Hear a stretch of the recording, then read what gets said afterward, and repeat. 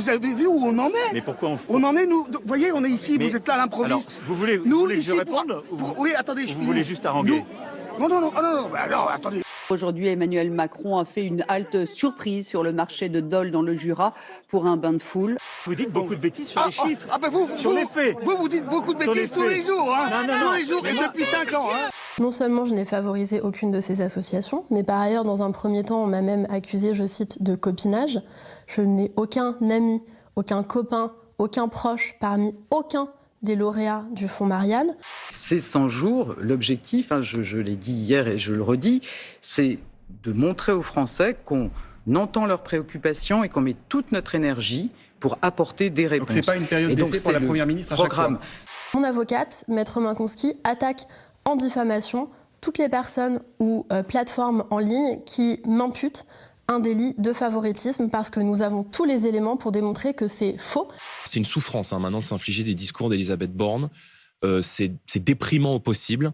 On a une première ministre qui ne décide de rien, qui manifestement n'a même plus le soutien du président de la République, qui va jusqu'à humilier sa première ministre en la faisant s'exprimer, non pas des locaux de Matignon, mais des locaux de l'Élysée, qui vient nous expliquer qu'elle ne fera strictement rien.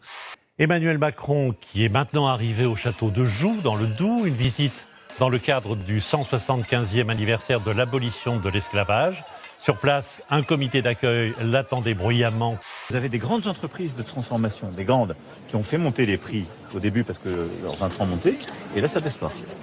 Donc eux, ils ont pris des marges terribles. Oui, je partage mot pour mot ce que dit le président de la République, et sans faire de grandes confidences, il m'est arrivé à de nombreuses reprises de dire à des grands patrons, franchement, est-ce que vous avez besoin de ces rémunérations ? À propos d'inflation, la Voix du Nord a fait les calculs. En 16 mois, le chariot test du journal en supermarché a bondi de 26,59 €. Il est passé de 120 à plus de 146 €. Il ne s'agit pas simplement de présenter un texte de loi. Nous l'avons fait, le gouvernement l'a fait. Il a mis sur le bureau du Sénat un projet de loi que nous avons retiré à la demande du président du Sénat, qui pensait que ce n'était pas le moment d'avoir un débat sur ces sujets, que ça pouvait créer des divisions. C'est évidemment faux. Le vrai problème de Mme Borne, aujourd'hui, sur le sujet migratoire, c'est sa propre majorité.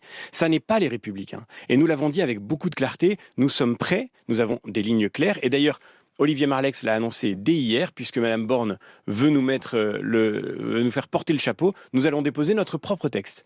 Évidemment, il faut qu'on ait la possibilité d'avoir une majorité au Sénat et à l'Assemblée. Et de toute façon, comme je l'ai dit hier, ce débat, nous souhaitons au plus tard l'avoir à l'automne. C'est un aveu d'échec, mais je préfère ça plutôt que d'accélérer une loi d'ici l'été, comme le demandait M. Macron.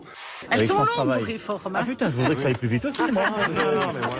On s'oriente vers une mobilisation historique. Ce sont les mots des renseignements territoriaux dans une note rédigée le 24 avril. Jusqu'à 100 000 personnes sont attendues dans le cortège parisien, dont 2 500 à 5 000 éléments radicaux.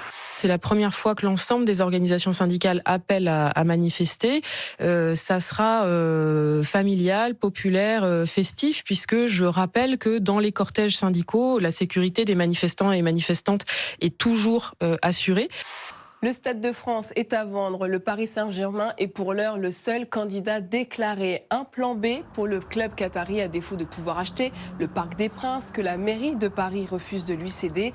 Reste aussi à convaincre les supporters très attachés au stade historique du PSG. Réponse de l'État sur ce dossier courant 2025.